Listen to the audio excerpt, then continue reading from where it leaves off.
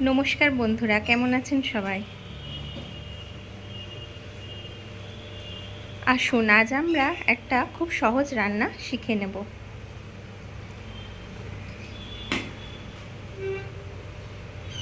এটা মামনির হাতের রান্না।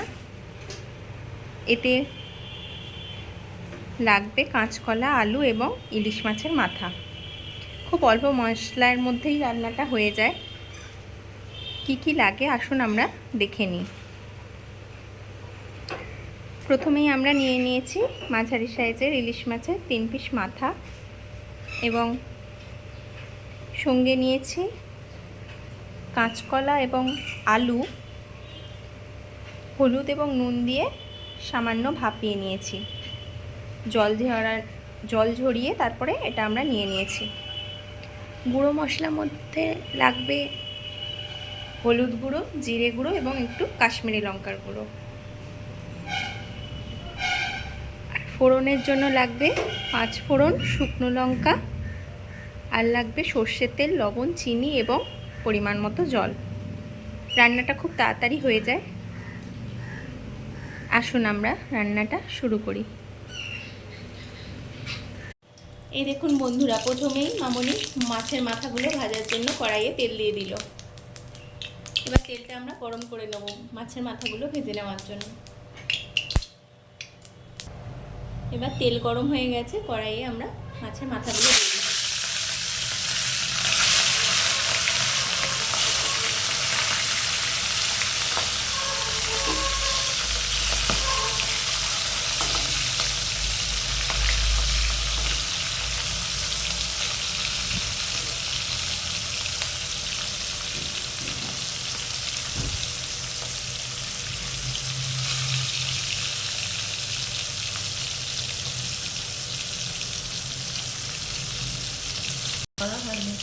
এই দেখুন বন্ধুরা, মামনি এবার মাছের মাথাগুলো লাল লাল করে এপাশ ওপাশ করে ভেজে নিচ্ছে।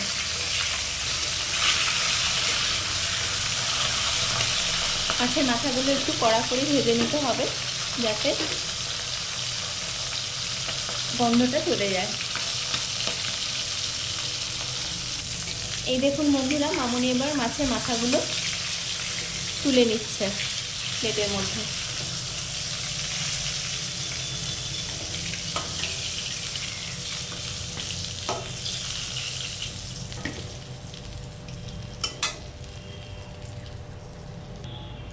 এবার এই একই তেলের মধ্যে দিয়ে দিচ্ছে শুকনো লঙ্কা এবং অল্প একটু 5 ফোড়ন।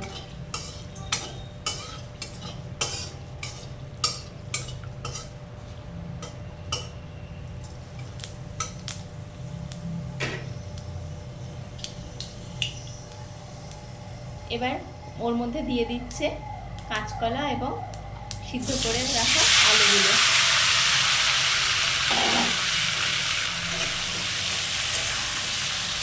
এবার তেলের মধ্যে এটা ভালো করে মিশিয়ে নেবে।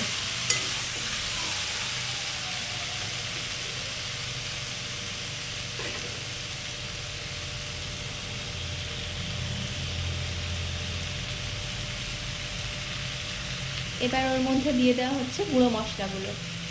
হলুদ গুঁড়ো, সামান্য একটু হলুদ গুঁড়ো, যেহেতু আমরা আগেই কাঁচকলা ভাপানোর সময় হলুদ দিয়ে রেখেছি সেজন্য অল্প দিলাম। এবার দিচ্ছি জিরে গুঁড়ো এবং কাশ্মীরি লঙ্কার গুঁড়ো। সব মশলাই খুব অল্প পরিমাণ লাগে এই রান্নাটায়। এবার সবজিটার সাথে মশলাগুলো ভালো করে নাড়িয়ে চাড়িয়ে মিশিয়ে নেওয়া হচ্ছে।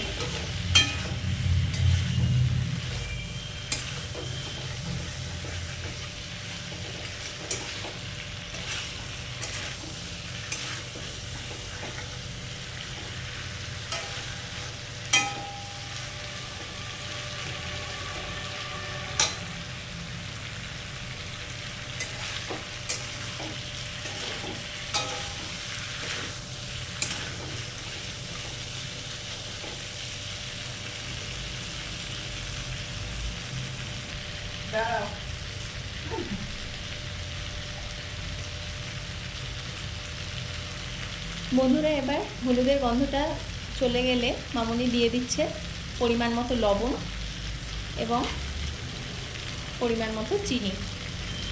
এই তরকারিটা একটু মিষ্টি মিষ্টি ভালো লাগবে খেতে। আপনারা আপনাদের স্বাদ অনুযায়ী চিনিটা দেবেন।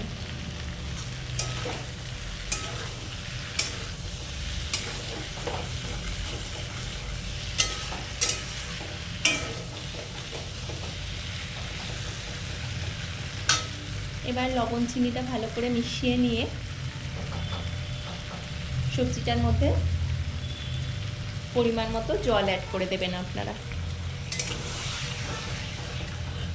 যেহেতু সিদ্ধ কড়াই আছে সেহেতু বেশি জল লাগবে না, খুব অল্প পরিমাণ জল এতে দেবেন। তরকারিটা একটু যেহেতু মাখা মাখা হবে, বেশি জল দেওয়ার দরকার নেই।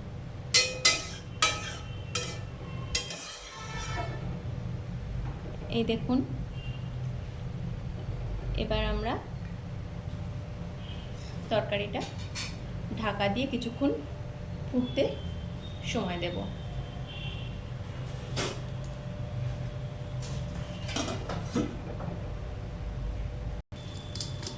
এই দেখুন বন্ধুরা, মামুনি এবার মাছের মাথাগুলো একটু খুন্তি দিয়ে আধ ভাঙা করে ভেঙে নিচ্ছে, যাতে তরকারির মধ্যে এটা ভালোভাবে মিশে যায়।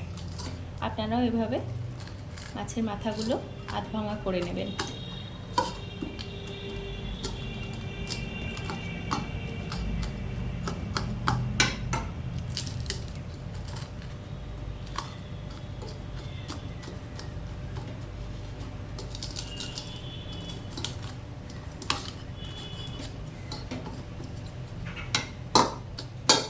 হয়ে গেছে, এবার আমরা তরকারিটা খুলে দেখে নেব কতদূর হলো।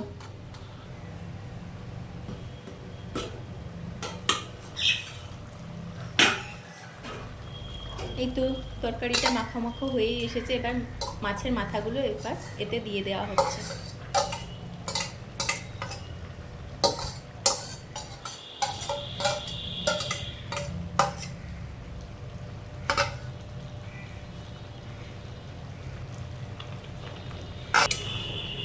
এবার মাছের মাথাটা তরকারির সাথে ভালো করে মিশিয়ে নেওয়া হচ্ছে।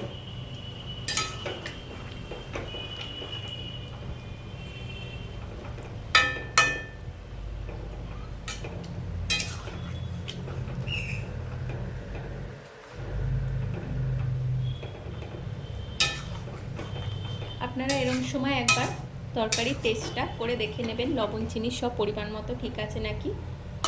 না হলে এই সময় আপনারা একটু অ্যাড করে নিতে পারেন। এবার মাছের মাথাটা ভালো করে মিশিয়ে দেওয়ার পর আর একবার তরকারিটা ঢাকা দেওয়া হবে।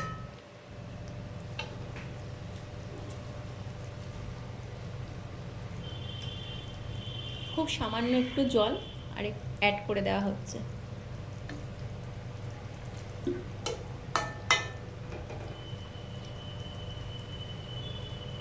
এবার তরকারিটা আবার ঢাকা দিয়ে দেওয়া হলো। আসুন বন্ধুরা, এবার আমরা তরকারিটা খুলে দেখি কতদূর হলো। এই তো হয়ে এসেছে।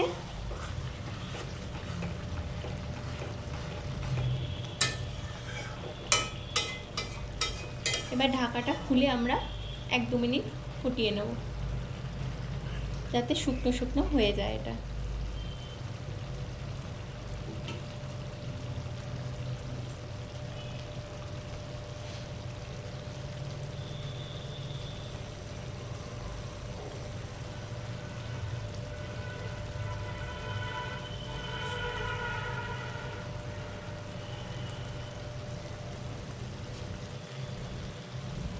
দেখুন বন্ধুরা, আমাদের রান্নাটি রেডি হয়ে গেছে। এবার গ্যাস বন্ধ করে ঢাকা দিয়ে দেওয়া হবে।